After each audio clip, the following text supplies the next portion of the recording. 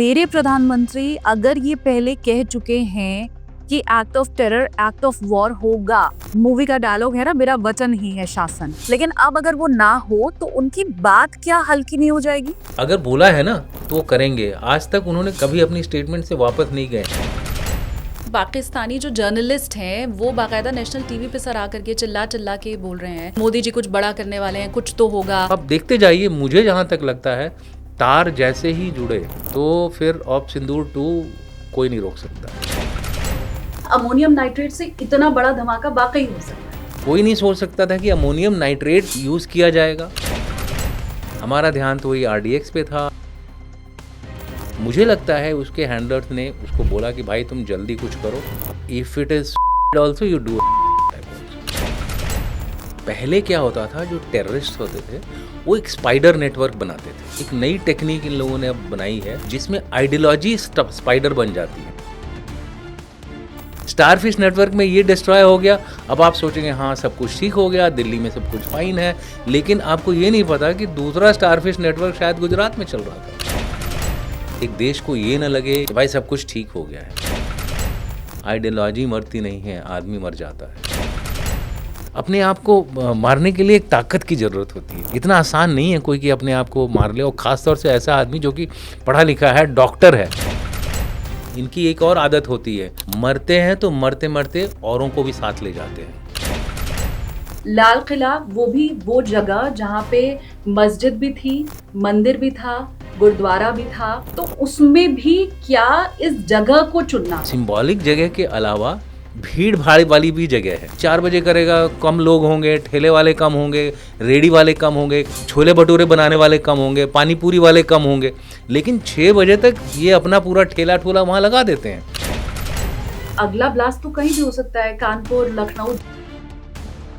इस समय आ गया है ऑपरेशन सिंदूर नहीं, ऑपरेशन इंदूर का। INDOR। हेलो एवरीवन, अपनी कुर्सी की पेटी बांध लीजिए क्योंकि आप देखना शुरू कर चुके हैं टेक ऑफ विद SKT यानी कि मैं शालिनी कपूर तिवारी। दिल्ली के दिल में लाल किले के ठीक सामने ब्लास्ट होता है। जैसे ये ब्लास्ट हुआ, हर तरफ टीवी चैनल्स पर, आपके अड़ोस पड़ोस में, हर जगह इसे लेकर के चर्चा शुरू हो गई। टीवी चैनल्स पर उसके बाद ये कहा जाना शुरू हुआ कि ये हड़बड़ी में किया गया ब्लास्ट था। लेकिन तब से लेकर के अब तक मेरे दिमाग में यही चल रहा था कि हड़बड़ी में अगर ब्लास्ट किया गया होता तो दिल्ली तक कैसे पहुंच जाते, उसमें भी लाल किले पे कैसे पहुंच जाते जहां पर इतनी हाई सिक्योरिटी होती है। तो क्या ये प्लानिंग के साथ किया गया धमाका था? क्या भारत को बड़ा नुकसान पहुंचाने की यह कोशिश थी? यह सवाल इसलिए भी बड़ा था क्योंकि पहलगाम के बाद अब जबकि दिल्ली में ब्लास्ट हुआ है तो वो दिल्ली पे ब्लास्ट नहीं है, पूरे भारत पर ब्लास्ट है, हम सब के ऊपर ब्लास्ट है। और इसीलिए हमने आमंत्रित किया लेफ्टिनेंट जनरल दुष्यंत सिंह जी को कि वो हमें ठीक से समझाएं कि कुछ लोग जो ये कह रहे हैं कि पाकिस्तानी कनेक्शन तो इसमें है ही नहीं, सिलेंडर ब्लास्ट है, ये क्या वो संभव है? वो हमें समझाएं कि कैसे इसका पाकिस्तान के साथ कनेक्शन है। जो बताया है उन्होंने इस पॉडकास्ट में वो बहुत चौंकाने वाला है। आप गौर से सुनिएगा क्योंकि एक ऐसी बात उन्होंने इस पॉडकास्ट में बताई है जिसके ऊपर कहीं चर्चा नहीं की जा रही है। पाकिस्तानी कनेक्शन तो है ही, चाइनीज कनेक्शन, चीनी कनेक्शन कैसे है दिल्ली ब्लास्ट का, उन्होंने ये समझाया है इस पॉडकास्ट में। उन्होंने ये समझाया है कि बस कड़ियां जुड़ना बाकी बचा रह गया है। कड़ियां पाकिस्तान के साथ जिस दिन जुड़ गई उस दिन ऑपरेशन सिंदूर 2.0 जरूर होगा, बस उसी का अब इंतजार किया जा रहा है। यह समझाया उन्होंने कि यह खतरा कैसे हमारे हर तरफ मंडरा रहा है, क्योंकि ये आइडियोलॉजी जो है वो खतरा है।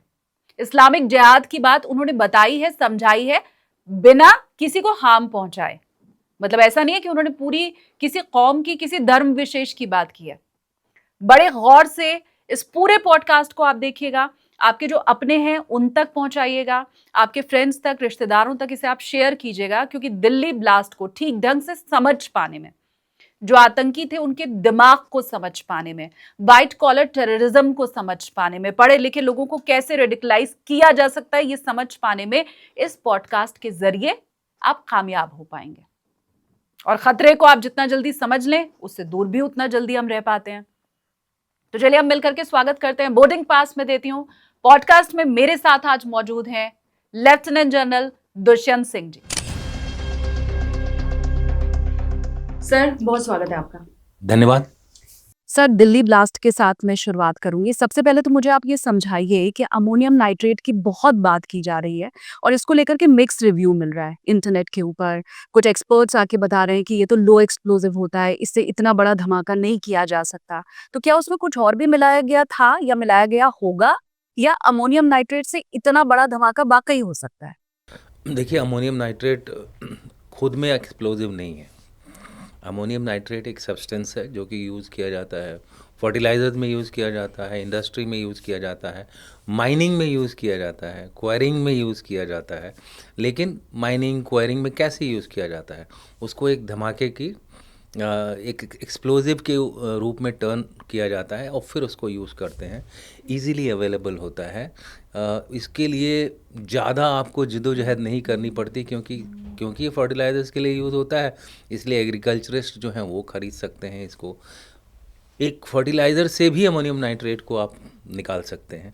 तो कई सारी चीज़ें हैं, लैब में ले जा करके आप NPK बोलते हैं, उससे आप अमोनियम नाइट्रेट निकाल सकते हैं। इसीलिए इसकी लार्ज क्वांटिटी चाहिए होती है और इसीलिए आपने देखा होगा जो रीसेंट ब्लास्ट हुआ है उसमें दिल्ली में, उसमें 2900 के करीब तो पकड़ा गया है। कितना अभी नहीं पकड़ा गया है ये तो हमें शायद आगे चलेंगे और जैसे जैसे इन्वेस्टिगेशन आगे बढ़ेगा तब पता चलेगा।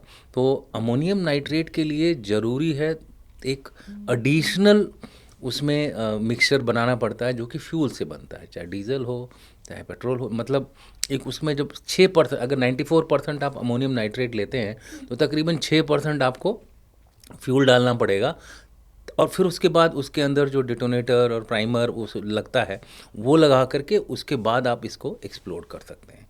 अब रही बात, आपने बोला कि धमाके की जो इंटेंसिटी है, धमाके की जो इंटेंसिटी होती है अमोनियम नाइट्रेट की क्वांटिटी पे डिपेंड करती है। अगर आपको याद होगा बायरट में 2020 में एक उनका गोडाउन था जहाँ पे ये डंप होता था एज वेस्ट मटेरियल इंडस्ट्री का, उसमें जब धमाका हुआ था एक्सीडेंटली, क्योंकि अमोनियम नाइट्रेट में एक और खूबी है कि अगर आप बहुत देर तक इसको एक जगह पे इकट्ठा कर लेते हैं और उसकी क्वांटिटी बढ़ जाती है तो फिर वो जो उसके अंदर ही ऑक्सीजन क्रिएट होता है और उस ऑक्सीजन से फिर वो धमाका हो जाता है, जिसकी वजह से बहुत ही बड़ा धमाका हो सकता है अगर क्वांटिटी ज़्यादा हो। जैसे बायरट वाला जब हुआ था तो पूरी सिटी दहल गई थी। बायरट गोडाउन में जो हुआ था 2020 में, पूरी की पूरी सिटी दहल गई थी। ऐसा लग रहा था जैसे वहाँ पर न्यूक्लियर एक्सप्लोजन हुआ हो और स्काई में एक न्यूक्लियर एक्सप्लोजन जैसा क्लाउड फॉर्मेशन बनती है। तो इसकी क्वांटिटी के ऊपर डिपेंड करता है कि कितना ज़ोरदार धमाका होगा।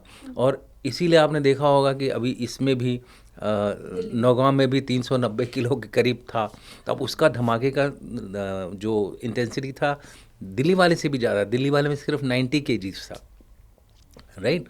सो इसको चलाने के लिए और चीज़ों की ज़रूरत होती है। पढ़े लिखे लोग थे, डॉक्टर्स थे, इनको केमिकल्स का ज्ञान था।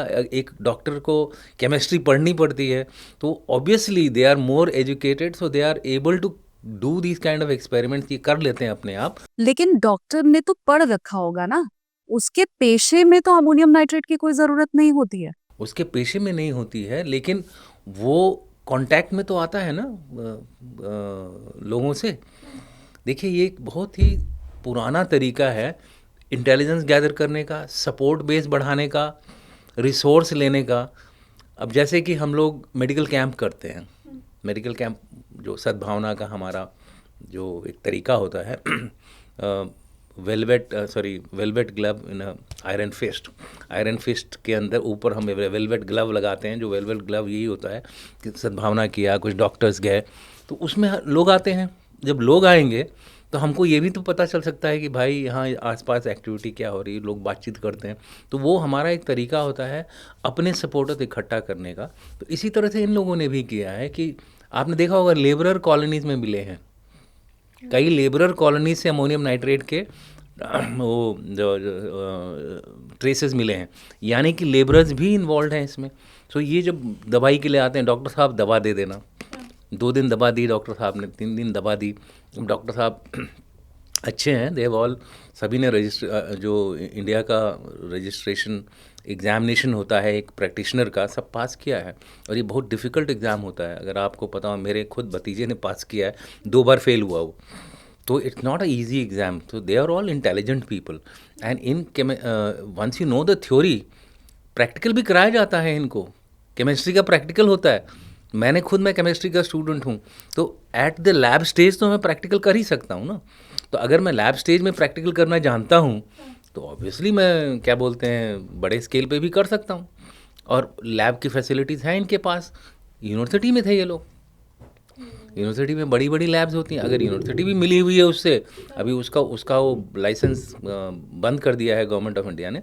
तो कहने का मतलब ये है कि इन्होंने बड़े ध्यान से, बड़े सोच समझ करके एक नेटवर्क बनाया था। ये कौन सा, किस तरह का नेटवर्क होता है उसके बारे में मैं आपको आगे बताऊंगा जब आप सवाल करेंगी और मुझसे कि ये टेक्निक को क्या बोलते हैं, ये जो नेटवर्क्स अभी आप देख रही हैं जो इंडिया में उभर के आया है। बताइए ना सर, ये कौन सी टेक्निक? देखिए, एक किताब 2006 में ब्रैफमैन ने लिखी थी, अमेरिका के वो ऑथर हैं, एक्सपर्ट हैं सिक्योरिटी के।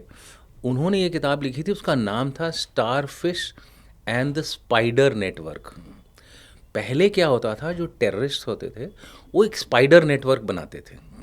स्पाइडर नेटवर्क का मतलब वो, जैसे अलकायदा ने जब शुरू किया तो स्पाइडर अलकायदा है, मतलब वो जो क्या, वो ओसामा बिन लादेन है, बाकी सब उसके जाल में एक बड़ा सा नेटवर्क है।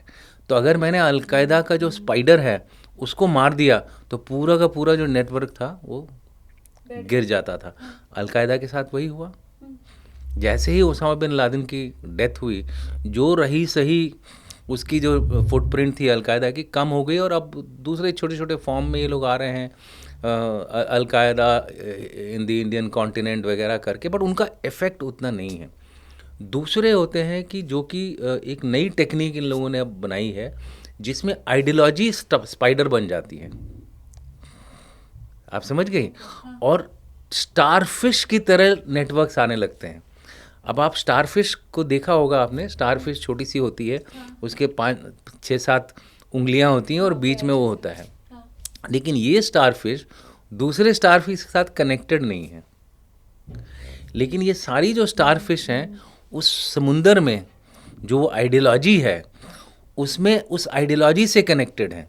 तो अगर मैंने इस स्टारफिश नेटवर्क को डिमोलिश भी कर दिया, दिल्ली का जो मॉड्यूल था वो एक ऐसा ही स्टारफिश नेटवर्क था जिसको अब हमने डिमोलिश भी कर दिया, हमें दूसरी स्टारफिश को ढूंढना पड़ेगा, उनको और ज़्यादा हमको इन्वेस्टिगेशन करनी पड़ेगी, क्योंकि इनके बीच में और उनके बीच में कोई कड़ी नहीं है।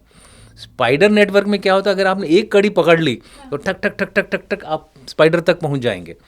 स्टारफिश नेटवर्क में ये डिस्ट्रॉय हो गया, अब आप सोचेंगे हाँ सब कुछ ठीक हो गया, दिल्ली में सब कुछ फाइन है, लेकिन आपको ये नहीं पता कि दूसरा स्टारफिश नेटवर्क शायद गुजरात में चल रहा था, या फिर लखनऊ में चल रहा है, या फिर इलाहाबाद में चल रहा है, या फिर केरला में चल रहा है, या हैदराबाद में चल रहा है, क्योंकि इसकी जो गाइडेंस है वो एक बड़ी आइडियोलॉजी से हो रही है।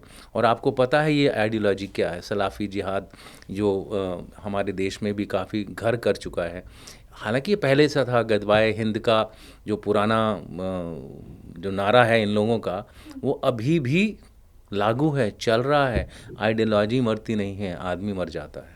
तो इस हिसाब से तो सर, जैसे आप बता रहे हैं कि ये एक स्टारफिश है, अब इस स्टारफिश का दूसरी स्टारफिश से कोई कनेक्शन ही नहीं बिल्कुल, वो इसीलिए होता है ताकि वो नेटवर्क बना रहे, वो नेटवर्क जिंदा रहे, और आदमी को, एक देश को ये ना लगे, या किसी ग्रुप को या ऑर्गेनाइजेशन को ये ना लगे कि भाई सब कुछ ठीक हो गया है। नहीं। तो ये हमने जितने डॉक्टर्स पकड़े हैं, जितने इंजीनियर्स पकड़े हैं, इसका मतलब इनके आका तक तो फिर हम कभी पहुंच ही नहीं पाएंगे। तो इसीलिए ये नेटवर्क बना है। आप इस किताब को पढ़ें, इट्स अ वंडरफुल बुक। अगर आप एक बार शुरू करेंगे, और 2006 की बात कर रहा हूँ मैं, ये उन्होंने 2006 में लिखा है, जब ये होना शुरू हो गया था, तब याद होगा आपको लोन वुल्फ अटैक शुरू हो गए थे। इसी तरह के जो किताबें उस समय निकल रही थी, लोगों को आइडिया आने लगा, अलकायदा को खुद आइडिया आने लगा कि भाई यार ये तो हम अगर सेंट्रलाइज्ड रहेंगे तो हम तो ट्रेस हो जाएंगे। तो अब उन्होंने अपने आइडियोलॉजी को बेचना शुरू किया, और यही कारण है कि डीप वेब में आपको ISIS की मैगजीन्स मिल जाएंगी आपको, जो अलकायदा की अभी जो रेमिनेंट्स हैं उनकी मैगजीन मिल जाएंगी, अलकायदा इन द इंडियन सब कॉन्टिनेंट की। ये अपने विचारों को इस तरह से आगे प्रोपोगेट कर रही हैं। अब होता क्या है कि अगर मैं रेडिकलाइज हो गया तो मैं कोशिश करूँगा कि मैं औरों को भी रेडिकलाइज करूँ। तो ये एक फिनोमेना जो है, इसको रोक पाना हथियार से नहीं हो सकता। इसको रोकने के लिए एक काउंटर आइडियोलॉजी आपकी इतनी स्ट्रांग होनी चाहिए ताकि ये आइडियोलॉजी एकदम दब जाए आपके देश में। लेकिन हमारे देश का आपको पता है कि इतनी डाइवर्सिटी है। लोग बोलते हैं माइनॉरिटी माइनॉरिटी, लेकिन भाई 25 करोड़ 30 करोड़ माइनॉरिटी थोड़े होती है। 25 करोड़ का मैं बात बोलता हूँ, अगर आप 2% लोग भी रेडिकलाइज हैं, अब 25 करोड़ का 2% निकालिए, कितना हुआ? लाखों में हो गया। लाखों में हो गया, 2.5 लाख हो गया, 5 लाख हो गया। अब 5 लाख लोग तो मतलब दुनिया हिला दें। सो मैं ये बोल रहा हूँ कि चलो 0.5% भी है, ये केपेबल हैं किसी भी देश में अफरा तफरी फैलाने में या एनार्की फैलाने में। तो मैं आपकी बात से ये मतलब क्या निकाल सकती हूँ, मेरे व्यूवर्स क्या ये मतलब निकाल सकते हैं कि 5 लाख नहीं भी तो 2.5 लाख नहीं भी तो 25,000, 50,000, 1 लाख स्लीपर सेल हैं इस देश में? 25,000 स्लीपर सेल नहीं, 25,000 तक के लोग डेफिनेटली रेडिकलाइज्ड हैं, इसमें तो कोई शक ही नहीं है, बल्कि ज़्यादा हैं। मैं तो एक बड़ा कंजर्वेटिव एस्टिमेट ले रहा हूँ। अब रेडिकलाइजेशन के कई तरीके होते हैं और कई रूप होते हैं, तरीके नहीं, कई रूप होते हैं। कुछ लोग ओवर्टली तो आपको प्रेजेंट करेंगे कि हम बिल्कुल राष्ट्रवादी हैं, वी आर फॉर इंडिया, लेकिन अंदर से वो रेडिकलाइज्ड हैं। आपको पता भी नहीं चलने देंगे कि वो एक रेडिकलाइज्ड पर्सन है। वो आपके ऑर्गेनाइजेशन में घुस जाएगा, किसी पुलिस तंत्र में घुस जाएगा, किसी मिलिट्री तंत्र में घुस जाएगा, वहाँ से वो स्पाइंग करेगा, वहाँ से वो रिसोर्स इकट्ठा करेगा और उसके बाद एक्टिव होगा जब उसके जो आका हैं, जैसे भी इन लोगों ने तरीके निकाले हुए हैं कम्युनिकेशन करने के लिए। आपको पता होगा ये भी जो दिल्ली ब्लास्ट भी हुआ उसमें भी कुछ हैंडलर्स के लिंक मिल रहे हैं पाकिस्तान से। इन्होंने टेलीग्राम का यूज़ किया है, सिग्नल का यूज़ किया, ये सारे प्लेटफॉर्म्स हैं। तो अगर आप इतने सारे प्लेटफॉर्म्स हो गए हैं, सब पर नज़र अब कैसे डालेंगे? और ख़ास तौर से टेलीग्राम की जो पॉलिसी है उसमें तो कोई भी आराम से अपना कम्युनिकेशन कर सकता है। एक बहुत ही मैं आपको सिंपल उदाहरण बताता हूँ कैसे ये लोग कम्युनिकेशन कर सकते हैं जिससे कि आप उनको पकड़ भी नहीं पाए। अब मान लीजिए मैं एक स्टारफिश का जो स्टारफिश का जो हेड होगा वो बाकियों को जानेगा, 8 को, लेकिन बाकी 8 एक दूसरे को नहीं जानेंगे। ऐसा भी इनके साथ हो सकता है। टेलीग्राम चैनल में यही होता है, जो चैनल बनाता है वो तो सबको जानता है, हाँ। लेकिन जो उसमें लोग जुड़े रहते हैं वो ना एक दूसरे का नंबर देख सकते हैं। आईडी अगर कुछ लोगों ने ऑन कर रखी होती है तो उनको जरूर दिखाई देती है, अदरवाइज वो लोग एक दूसरे को नहीं जान सकते, उनका नंबर नहीं निकाल सकते। बिल्कुल। और पहले जब ये मान लीजिए टेलीग्राम भी आपका मॉनिटर होने लग गया तो एक बहुत ही सिंपल सा तरीका होता है ईमेल का।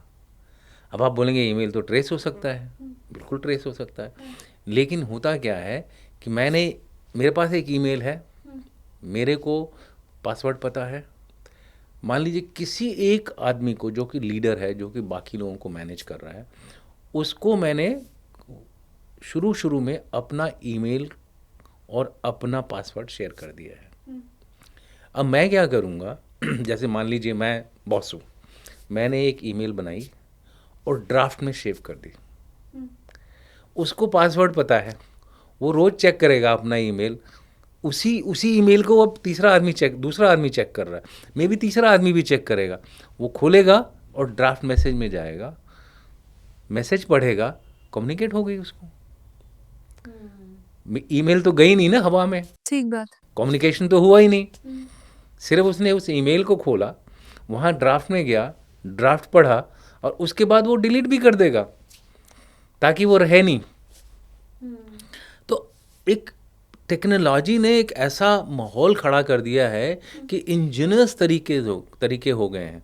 अब जैसे फ़ोटोग्राफ्स के पीछे मैसेज होती है, आपने फ़ोटो लगा दी, फ़ोटो को क्लिक किया और जब वो क्लिक करेगा उसके बाद कोई एक पासवर्ड होगा, उससे वो डालेगा और उसको एक्चुअल मैसेज पढ़ने को मिलेगी। हमने ये फरीदाबाद वाले केस में देखा था, फरीदाबाद नहीं, ये हरियाणा में जो पाकिस्तान को मदद करने वाली ज्योति करके जो महिला पकड़ी गई थी, कि कैसे वो ब्लॉगर थी और हर जगह जाकर के सिर्फ अपनी फोटोग्राफ्स पोस्ट कर दिया, वीडियोस बनाए, तो उससे वहां बैठे बैठे पाकिस्तान को ये पता चल रहा था कि ओके फाइन, यहाँ का तो मैप ये है और यहाँ पे ऐसे एंटर किया जा सकता है और जाया जा सकता है। हमें लग रहा है कि वो एक नॉर्मल ब्लॉगर है, जैसे मैं फोटो डालती हूँ, आप डालते और हो, तो उसकी उसको हैंडलर्स तो पैसा दे ही रहे हैं, उसको हमारी पब्लिक भी पैसा दे रही है फॉलोअरशिप बना के। वीलॉगर है, अब जितने उसके मिलियन फॉलोअर्स होंगे उतने उसको पैसे मिल रहे हैं। तो ये तो मतलब विन विन सिचुएशन हो गई ना, वीलॉगर की भी और पाकिस्तानी हैंडलर की भी। पाकिस्तानी हो या चाइनीज़ हो वो अलग। अब आप एक और इस नेटवर्क की अगर आप ध्यान दें, लोगों ने इसके ऊपर ज़्यादा तवज्जो नहीं किया है। इसमें से कुछ एक डॉक्टर्स ने चाइना से मेडिकल डिग्री हासिल की है, तभी उनको इंडिया में आकर के नेशनल मेडिकल प्रैक्टिशनर का एक जो लाइसेंस होता है उसके लिए एग्ज़ाम देना पड़ता है, और इन्होंने अव्वल नंबर से पास किए वो एग्ज़ाम। चाइना में ये 5 साल 6 साल रहे हैं, तो इससे चाइना कनेक्शन भी जुड़ सकता है। इस पे ध्यान नहीं दिया हम लोगों ने। अगर आप पूरी लिस्ट उठा के पकड़ेंगे 8 आदमियों की, तो एक डॉक्टर उसमें चाइना से भी आया हुआ है। इस पे अभी तक मीडिया में कुछ बातचीत नहीं हो रही है, फिर नहीं है इसको लेके। बुहाट नहीं है, क्योंकि वो अभी सारा इतना पाकिस्तान पे फोकस हमने कर रखा है कि हम बाकी कनेक्शंस के बारे में ध्यान ही नहीं दे रहे हैं। मैं सर ये चाइना वाला कनेक्शन भी आपसे समझूंगी, मैं बांग्लादेश वाला कनेक्शन भी समझूंगी, क्योंकि सैफुल्ला सैफ की तरफ से जब ये कहा जाता है कि हम भारत पर हमला करेंगे, बांग्लादेश के जरिए हमला करेंगे, तो ये दोनों ही चीज मैं आपसे समझूंगी। लेकिन दिल्ली में जो ब्लास्ट हुआ है, सबसे पहले उसे लेकर के सवाल अब मैं पूछने जा रही हूँ और थोड़ा मैं चाहूंगी कि आप पूरा हमें समझाएं। सबसे पहले तो ये कि ये कहा जा रहा है कि ये जल्दबाजी में किया हुआ ब्लास्ट हो सकता है। मीडिया रिपोर्ट्स ये कह रही कि शायद वो घबरा गए थे और शायद इसलिए इस तरह उन्होंने चुना। मैं ये समझना चाहती हूँ कि घबराहट में कोई दिल्ली कैसे एंटर करेगा, घबराहट में दिल्ली में भी उस लाल किले की तरफ मूव क्यों करेगा जहां पर दिल्ली पुलिस की इतनी सिक्योरिटी होती है, जहां पे हमारी नेशनल फोर्सेस रहती हैं और चारों तरफ वहां पर बिल्कुल नाकेबंदी की तरह की सिचुएशन रहती है। फिर उस हड़बड़ाहट में, उस घबराहट में कोई 3 घंटे तक पार्किंग में कैसे बैठा रहेगा? तो ये जो सारी चीजें हैं, और वो भी आप देखिए, आपने गाड़ी में एक्सप्लोजिव रखा हुआ है, आप वहां से भाग सकते हैं, आप दिल्ली का बाहर का एरिया लेके जा सकते हैं, आप कहीं हाईवे पर जा सकते हैं। तो क्या ये ऐसा नहीं समझ आता, मुझे जो दिखाई दे रहा है, कि ये प्लानिंग के तहत लाल किले को चुना गया होगा? देखिए, इस समय कुछ भी कहना बहुत मुश्किल है कि ये प्लानिंग के तहत था या एक्सीडेंटल था या इस तरह से किया गया कि ताकि ये एक्सीडेंटल लगे। और इसमें ये भी हो सकता है कि एक थोड़ी सी दूरगामी सोच भी है कि ये पूरा का पूरा जो मामला है इंडिजिनस लगे, यानी कि अंदरूनी लगे। देखिए, कोई भी जो हमला हमारे देश में हुआ है रिपीट नहीं हुआ है।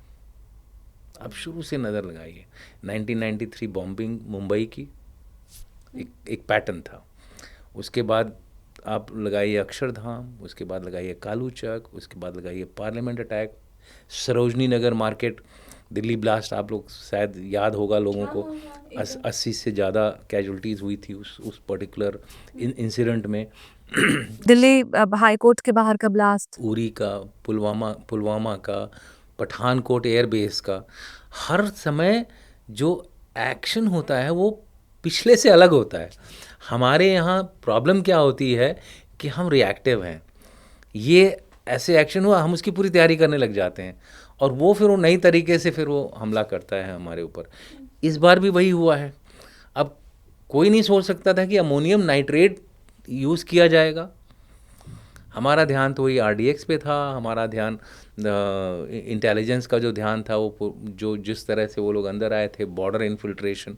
अब इन्फिल्ट्रेशन की ज़रूरत ही नहीं है आज के ज़माने में देखा जाए तो। अगर मैं इंडिया के अंदर ही अपनी टीम तैयार कर लूँ तो मैं क्यों इन्फिल्ट्रेट करूँ, क्यों अपने बंदे भेजूँ उस पार, कनेक्शन जोड़ूँ? क्योंकि पिछली बार तो फंसे कनेक्शन की वजह से ना। और ये मैंने पहले भी बताया था, मैंने कहा कि अब आप Indian Mujahideen type of action देखना शुरू करेंगे, और ये typically Indian Mujahideen type of action है, जिसमें कि ये आपको दिखाया जाएगा कि सारा कुछ अंदर से हो रहा है। अब आपकी बात रही कि ये प्लान्ड था या फिर एक्सीडेंटल था, ठीक है, तो उसके लिए मैं ये कहूँगा कि मुझे जो जहाँ तक लग रहा है, क्योंकि ये नेटवर्क बड़ी जल्दी जल्दी उधड़ रहा था, तो चांसेस हैं कि ये जो बंदा था, ये हेड था उसका, ये बॉस था, चांसेस ये मुझे लगते हैं कि इसने सोचा कि अब मेरे पास आने वाली है जो पुलिस की जो क्या बोलते हैं इन्वेस्टिगेशन, और मैं पकड़ा जाऊंगा और एक बार पकड़ा जाता तो इसके थ्रू बहुत सारे इंफॉर्मेशन लीक होती। जब भी किसी नेटवर्क का, स्टारफिश का वो अगर हेड पकड़ा जाता है तो वो है जो मैंने बोला ना कि जो कनेक्शन है, वो पकड़े जाने से उसको फिर हम पाकिस्तान को एम्बैरेसमेंट होती। मुझे लगता है उसके हैंडलर्स ने उसको बोला कि भाई तुम जल्दी कुछ करो, if it is also you do attack also. क्यों कि इसका मैंने पहले भी एक एक्सपीरियंस कर रखा है। पठानकोट अटैक में जब मैं, आप शायद पिछले एपिसोड में मैंने बताया था कि जब वो उसको वर्चुअली पकड़ लिया था अजमल कसाब की तरह उस कुक ने, तब उन्होंने जो बाकी 3 बचे थे उन्होंने अपने बंदे को मारा, कुक को तो मारा ही मारा, अपने बंदे को भी मारा। उसका रीज़न यही होता है कि वो नहीं चाहते हैं कि कोई तार, और ये मुझे लगता है कि ये इसके तार जुड़े हुए थे और इसलिए इसको फोर्स किया गया होगा कि भाई अब आप एक्शन लीजिए अल्टीमेट, और कैसे भी हो, चाहे आप कुछ, क्योंकि अगर आप देखेंगे पहले मस्जिद गया, वहाँ पूजा करी, वहाँ पे अपना उसने देखिए अपने आप को मारने के लिए एक ताकत की ज़रूरत होती है। इतना आसान नहीं है कोई कि अपने आप को, ख़ास तौर से ऐसा आदमी जो कि पढ़ा लिखा है, डॉक्टर है, तो वो एक मुझे नहीं लगता कि वो एक ट्रेंड अटैकर था। उसने एक हिम्मत जुटाई और फिर उसके बाद आकर के यहाँ पर बैठा था कि क्राउडेड एरिया हो। एक क्राउडेड एरिया में इनकी एक और आदत होती है, मरते हैं तो मरते मरते औरों को भी साथ ले जाते हैं। तो हो सकता है कि इसने ये it was a hurried operation but planned in action where to do it. तो मैं इसको आपको दोनों तरह से जोड़ के देखूंगा कि एक ये जल्दी प्लान किया हुआ एक्शन था ताकि डिस्कवर ना हो, लेकिन इसको जो एग्जीक्यूशन किया वो प्लान था इन द सेंस कि कौन सी जगह पे करना है, कहाँ करना है, ताकि मैं खाली हाईवे में तो क्या फ़ायदा है मेरा, तो मैं ऐसी जगह ताकि मेरे साथ और भी लोगों का मैं नुकसान पहुँचाऊँ, इस देश का और नुकसान पहुँचाऊँ। तो मुझे लगता है ये एक मोडस ऑपरेंडी थी जो मेरे हिसाब से, मैं गलत भी हो सकता हूँ, इन्वेस्टिगेशन बाद में और कुछ बोलेंगे, but this is my take on this particular issue कि किस तरह से ये प्लान किया गया था। अब मैं चाहती हूँ आप मुझे ये समझाएं कि ये जो जल्दबाजी में किया गया प्लानिंग थी, जल्दबाजी वाली ये जो प्लानिंग थी, उसमें भी लाल किले को ही क्यों चुना गया? क्योंकि मैं जहां तक समझती हूँ सर, आप अगर कोई भी ऐसी आतंकवादी गतिविधि करते हैं, ब्लास्ट करते हैं, तो वो मैसेज आप इंडिया तक ही नहीं पूरे वर्ल्ड तक देना चाहते हैं। लाल किला वो भी वो जगह जहाँ पे मस्जिद भी थी, मंदिर भी था, गुरुद्वारा भी था, अलग अलग वहाँ बाकी धार्मिक स्थल हैं, लोग हैं, तो उसमें भी क्या इस जगह को चुनना, भले जल्दबाजी में चुना गया, तो वो भी क्या कोई मैसेज देने की कोशिश थी? ऑब्वियसली देखिए, लाल किला हमारे देश का एक आइकॉन है ना, एक बहुत बड़ी मैसेजिंग फोर्ट है, जहाँ से प्राइम मिनिस्टर हर साल अपना भाषण देते हैं, अगले साल का उनका क्या प्लान है पूरा बताते हैं। जब लाल किले से वो खड़े होते हैं तो उनके सामने, आप कभी जाइएगा देखिएगा, तो उनके सामने गुरुद्वारा भी दिखता है, सामने मस्जिद भी दिखती है और मंदिर भी है, तीनों चीज़ें दिखती हैं। ये एक तरह से एक सिंबॉलिक जगह है वो, और सिंबॉलिक जगह के अलावा भीड़ भाड़ वाली भी जगह है। तो जो मेट्रो से लोग निकलते हैं, जब आप बोल रहे हो ना वेट क्यों कर रहा था, देखिए शाम को अगर जब भी कोई चीज़ करते हैं तो वो मैक्सिमम ट्रैफिक टाइम होता है। आपको पता है दिल्ली में 6 बजे मतलब लोग 5 बजे ऑफिस से निकलते हैं और धड़ाधड़ 4 बजे करेगा, कम लोग होंगे, ठेले वाले कम होंगे, रेडी वाले कम होंगे, छोले भटूरे बनाने वाले कम होंगे, पानी पूरी वाले कम होंगे, लेकिन 6 बजे तक ये अपना पूरा ठेला ठोला वहाँ लगा देते हैं। तो वो वेट कर रहा था, इसलिए उधर से जल्दी निकला ताकि सुबह वो अपना ट्रैफिक को काटता हुआ यहाँ पर आ जाए। यहाँ उसने मैंने कहा ना कि उसको भी एक ताकत, इंटरनल स्ट्रेंथ बनानी थी, तो वो मस्जिद भी गया, वहाँ पूजा करी, थोड़ा इधर उधर चक्कर लगाया, कुछ अपने आप को उसने तैयार किया होगा, उसके बाद यहाँ बैठा। भाई वो भी एक आदमी है। और फिर सही समय वही था, 6 सवा 6 बजे, 6:30 बजे का समय जो था, जबकि मैक्सिमम ट्रैफिक होता है, उस समय उसने डिसाइड किया कि ठीक है, मैं अपने आप को ब्लो अप करूँगा। तो मुझे लगता है it is an hurried plan of action but planned in location and explosion. अब उसको उतना अच्छी तरह से एग्जीक्यूट नहीं कर पाया, that is a different issue. Since he could not execute it so well, may be last minute he must have felt the वो बोलते हैं ना, लास्ट मिनट जिटर्स आते हैं, वो भी हो सकता है हो गया हो उसके साथ। तो ये कई सारी संभावनाएं हैं। अब वो तो मर गया, अब उसको अब कैसे वो कर सकते हैं, डिसाइफर कर सकते हैं। But these are the few things which you can think of, जो हम लोग सोचते हैं, हम लोग करते हैं। मैं खुद NSG में रहा हूँ, ऐसे जब भी इंसिडेंट्स हुए हैं हमारी टीम तुरंत वहाँ जाती है। उसके कई और रीजंस होते हैं हम क्यों जाते हैं, हमारा क्या काम है, बाकियों का क्या काम है, वो सारी चीज़ें होती हैं। उसके बारे में तो जिक्र तब करते हैं जब अगर ऐसा कोई सिचुएशन इमर्ज होती कि वहाँ और भी कोई लोग होते, और भी इनके साथी होते जो कुछ लोगों को बंधक बना लेते, तो NSG का काम और बढ़ जाता है। तो ऐसे कई सारी चीज़ें होती हैं। मेट्रो में ही आप सोच सकती हैं, मेट्रो को भी कब्जा कर सकते हैं ये लोग। इस भगदड़ में 4-5 लोग गए, एक मेट्रो में बैठे और एक डिब्बे को उन्होंने हाईजैक। अरे वो ड्राइवर को हाईजैक कर लिया, बीच में खड़ा कर देंगे। वो ना इधर से जा सकते ना उधर से जा सकते, बीच में ट्रेन को आपको खड़ा कर देंगे, बोलेंगे हमारी डिमांड्स पूरी करिए। सो इस तरह के कई सारी संभावनाएं हैं हमारे देश में। और ये अगर आप सोचते हैं कि हमारे सिक्योरिटी फोर्सेस इन सब चीज़ों को नहीं ध्यान में रखते हैं, तो मेरे ख्याल से हमारा देश गलत है। लेकिन क्या होता है कि डिफेंसिव ऑपरेशंस में हमेशा आप 100% तो इस चीज़ को नहीं कर पाते हैं, तो कभी न कभी चूक हो ही जाती है। तो उस समय ये इंसिडेंट होता है, तो हमारे अंदर वो है ना आदत, अरे सिक्योरिटी फोर्सेस क्या कर रहे थे, इंटेलिजेंस वाले क्या कर रहे थे। आप आके देखिए, फिर समझ में आएगा कि इंटेलिजेंस वाले क्या कर रहे थे, सिक्योरिटी वाले क्या कर रहे थे। मैं किसी को डिफेंड नहीं कर रहा हूँ, देयर इज़ अ फेलियर, सब देयर इज़ अ फेलियर। बट आप सोचिए, इस बार बहुत बड़ा हादसा होने से बचा है। यहाँ पे आपको इंटेलिजेंस को एक शाबाशी देनी पड़ेगी। बनिस्बत ये है कि हमारे बहुत सारे लोग मारे गए, मेरी पूरी कंडोलेंसेस है उनके साथ। लेकिन इस चोर सिपाही के गेम में कभी हार, कभी जीत, कभी पार्शियल जीत, ये तो होती ही रहेगी। मैं मेरे व्यूवर्स से चाहती हूँ कि आप मुझे कमेंट करके बताएं, सर अल फलाह यूनिवर्सिटी जिसकी अब हम बात कर रहे हैं, मैं इतने साल से दिल्ली में रह रही हूँ, मैं दिल्ली नोएडा में ही काम कर रही हूँ। सीरियसली मैं बता रही हूँ, इस यूनिवर्सिटी का नाम मैंने नहीं सुना था। मेरे व्यूवर्स अगर जानते हैं फरीदाबाद वाले, मेरी क्योंकि फरीदाबाद के भी बहुत से लोगों से बात हुई, तो वो कह रहे हैं हम भी नहीं जानते हैं। दिल्ली NCR के एरिया में एक यूनिवर्सिटी चल रही है, मैंने उसका नाम जर्नलिस्ट होने के बाद भी अगर नहीं सुना है। और अब ये पता चल रहा है कि ज्यादातर लोग जो पकड़े गए उन सबका तार एक साथ अल फलाह यूनिवर्सिटी से है।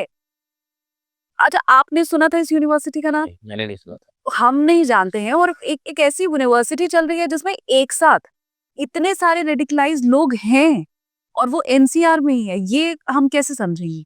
अब आप देखिए, हमारे देश में हमारा देश बहुत बड़ा देश है, और हमारे देश का जो हमारे देश का किसी भी देश का जो एडमिनिस्ट्रेटिव प्रोसेस होता है, वो सारा का सारा एक जगह पे नहीं जाके रुकता है। हर एक का एक पावर होता है, उस पावर के अंदर वो एग्जीक्यूट करता है और किसी चीज़ को सैंक्शन कर देता है। अब उसी तरह से यूनिवर्सिटी है, यूनिवर्सिटी को सैंक्शन करना UGC और मिनिस्टर ऑफ एजुकेशन अगर स्टेट का है तो स्टेट का करेगा, सेंटर तक भी नहीं जाएगा।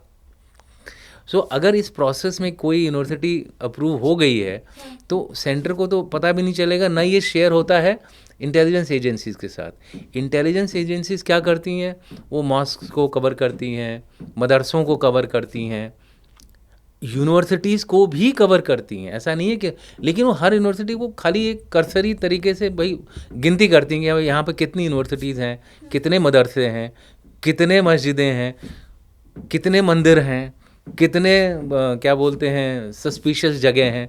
तो वो they cover every possible suspicious place, और हमारे यहाँ इतनी ज़्यादा हैं ये कि आप सबको 100% कवर करो वो भी मुश्किल है।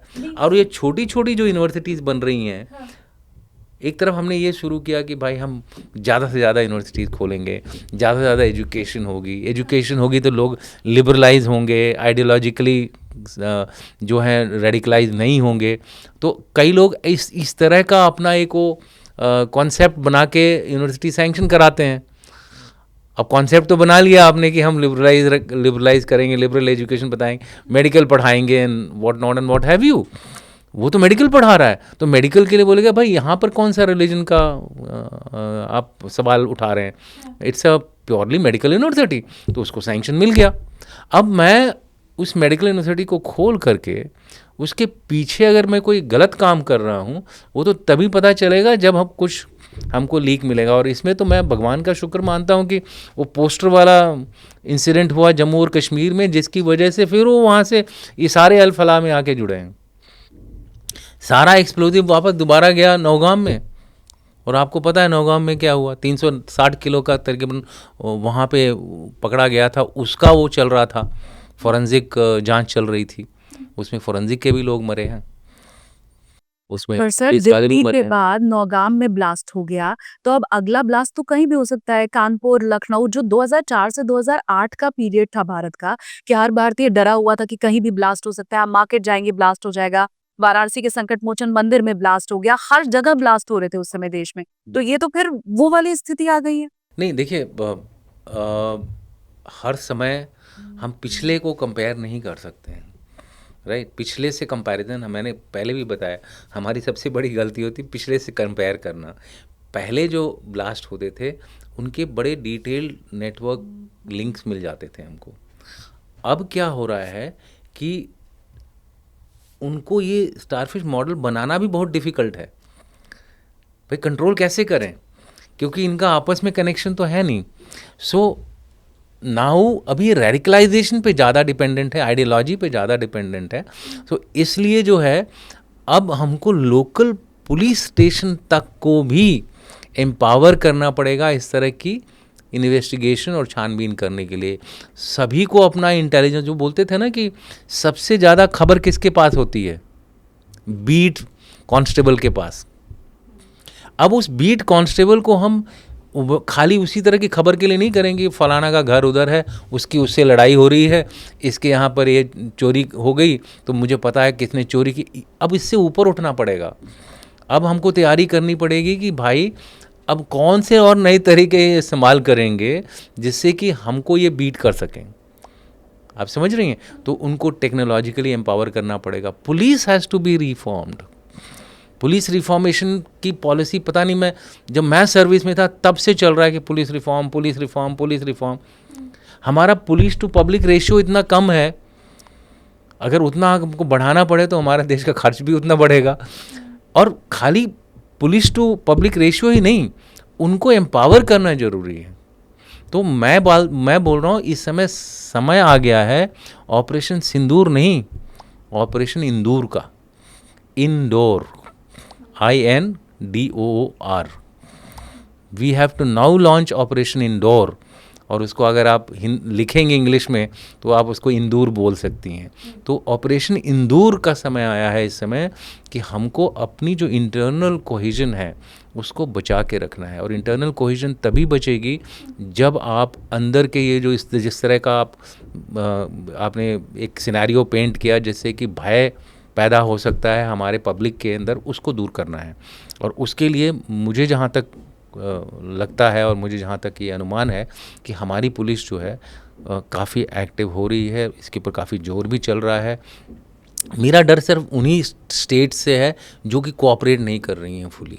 जैसे अब जैसे आप देख लीजिए, साउथ में देख लीजिए, केरला हो गया, हैदराबाद की कुछ एरियाज हैं, I would put Tamil Nadu, West Bengal, जहाँ भी मतलब आप देख रहे हैं कि पॉलिटिक्स से जोड़ दे रहे हैं सिक्योरिटी को। इन माय व्यू वो गलत है। सिक्योरिटी को मैं तो सभी पॉलिटिकल पार्टी से एक ये आग्रह करूँगा कि आप सिक्योरिटी को पॉलिटिक्स से मत जोड़िए।